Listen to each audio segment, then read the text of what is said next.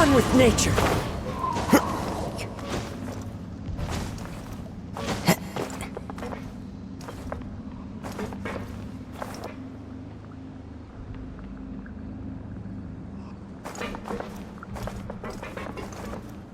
Into the wind.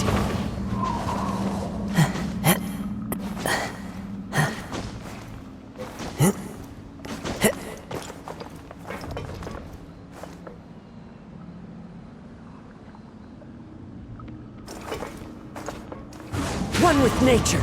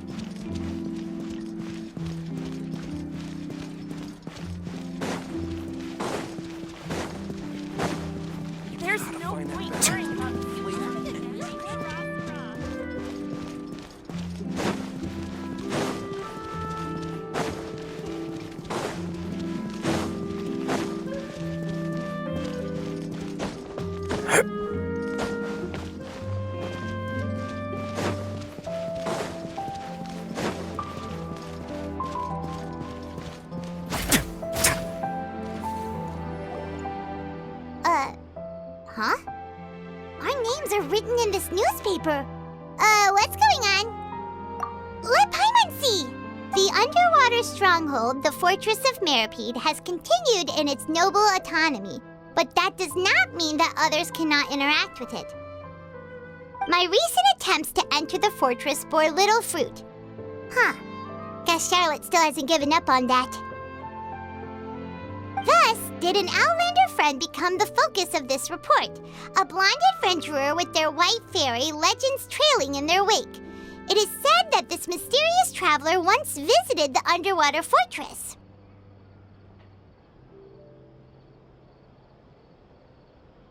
So while the fortress's interior remains a mystery behind closed doors, do not fear, for the tales of the traveler contain surprises in spades.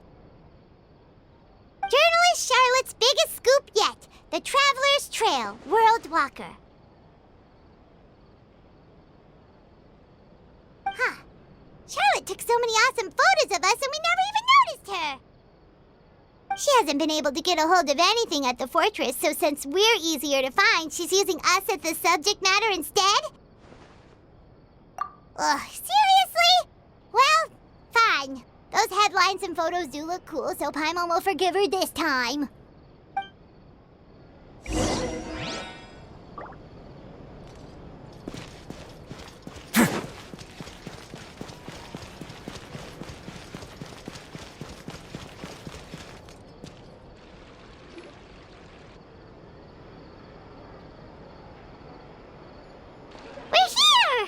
here! Paimon's hungry.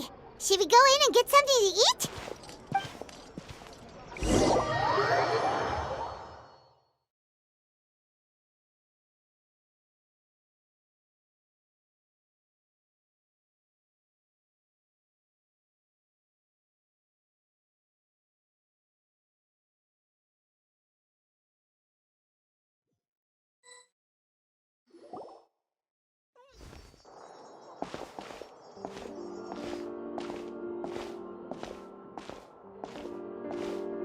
Hey, quick!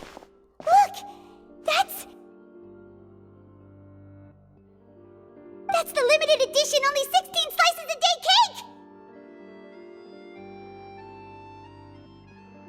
It was so delicious the last time we tried it!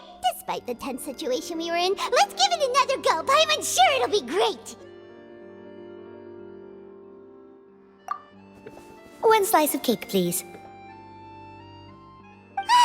Someone showed up after all!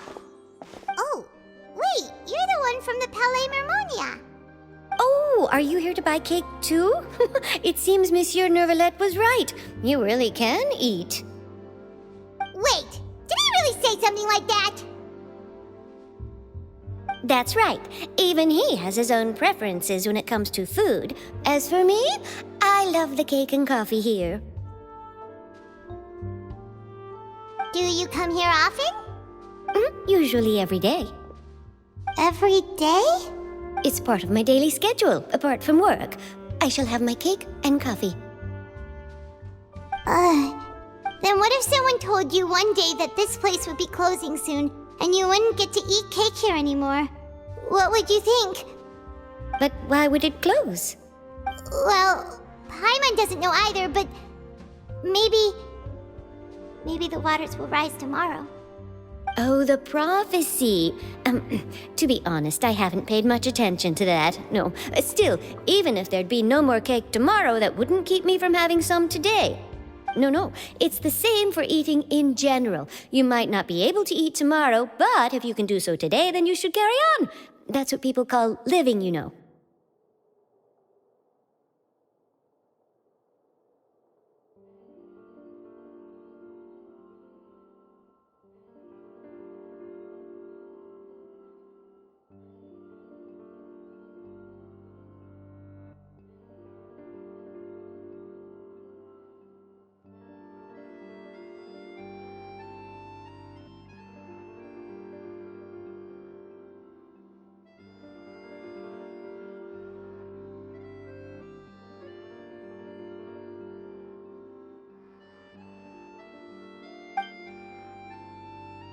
Huh. Don't be sad. Excuse me, could I have 2 more slices of cake to go? These 2 slices are for you. Sijuin said that this kind of expression you're making is what humans call being sad. Oh, you know Sijuin? I sure do. She was born before me, and she sometimes comes to the surface to teach us things about humans. She said that humans are creatures that are saddened easily, yes, and you can only lift their spirits by feeding them delicious food. So please try the cakes here. I've got something else to do, so I'll be going now. You two try to stay in a good mood after eating, all right? Bye.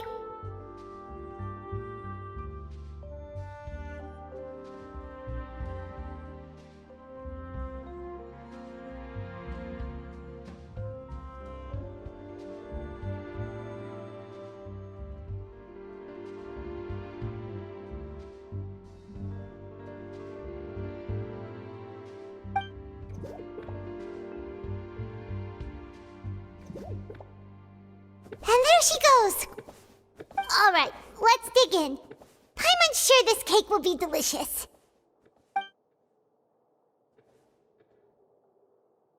It's more delicious than last time! And the flavor gets even better with a sip of tea. It sure would be nice if we could come again tomorrow. Sure would be nice if we could always eat delicious food here.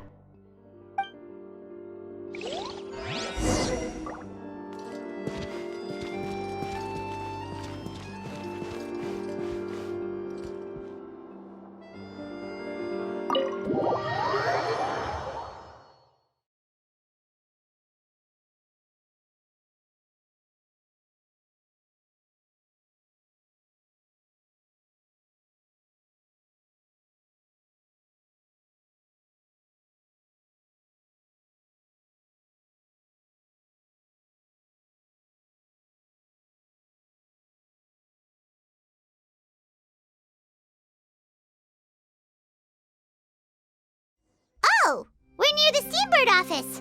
Let's go look for Charlotte and have a chat.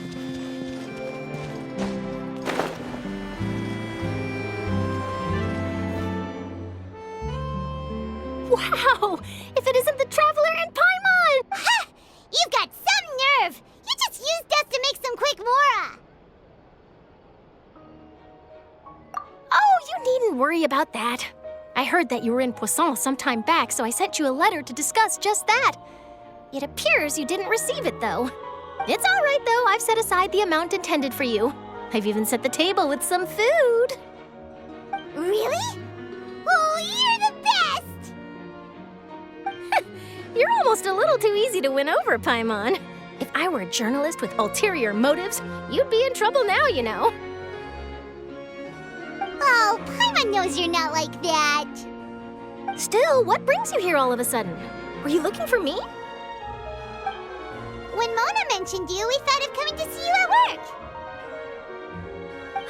I see. It seems you've already bumped into Mona here in Fontaine.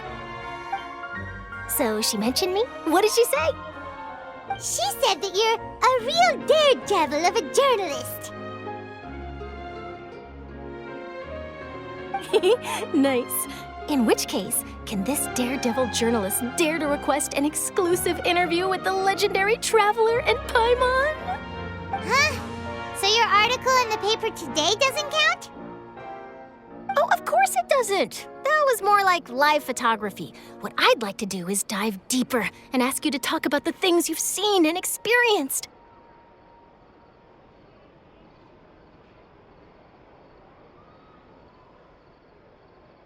Yeah, are we even qualified enough?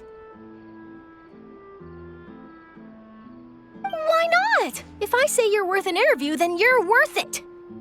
But not right now, of course. I'll need a few days to prepare.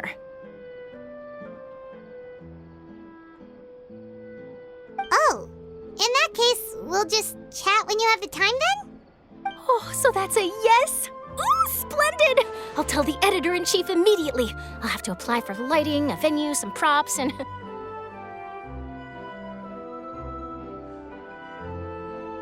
Whew, so much to get done now. Talk to you later.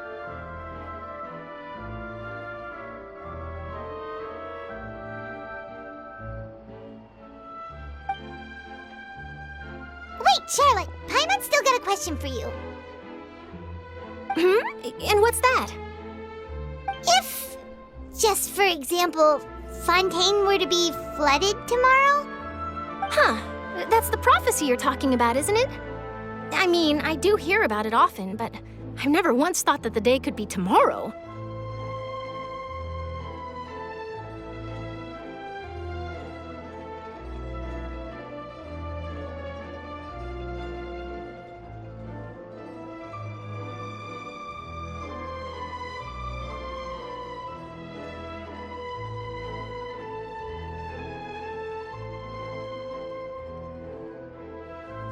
If you're seriously asking, then I might try and think of a way to leave Fontaine.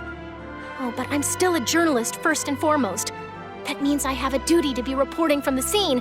And secondly, I wouldn't forsake my homeland that easily. From what I've seen, most people don't know what they'd do should the worst come to pass. In truth, it might be better just to behave like normal rather than worry over such an end.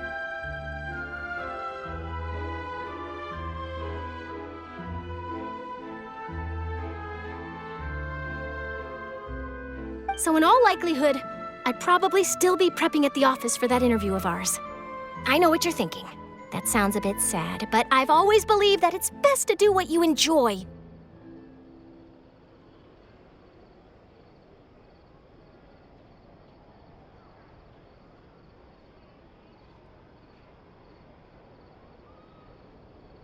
Just think about it.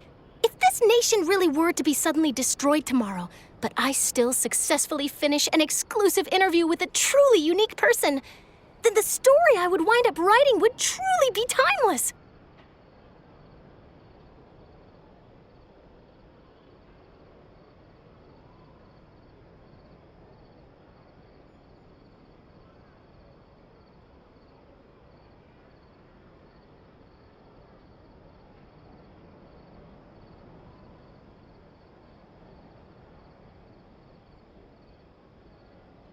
And then do you know what I'd do? Well, I'd write that story, send it for printing, and use messenger pigeons to get copies out to the various nations as soon as possible. I'm not a dreamer, nor am I a workaholic, but I do love my job, and I'd be proud of leaving such an article behind. I guess you could say that I was born to be a journalist. But anyway, that's my answer. And on that note, I'll get back to my preparations.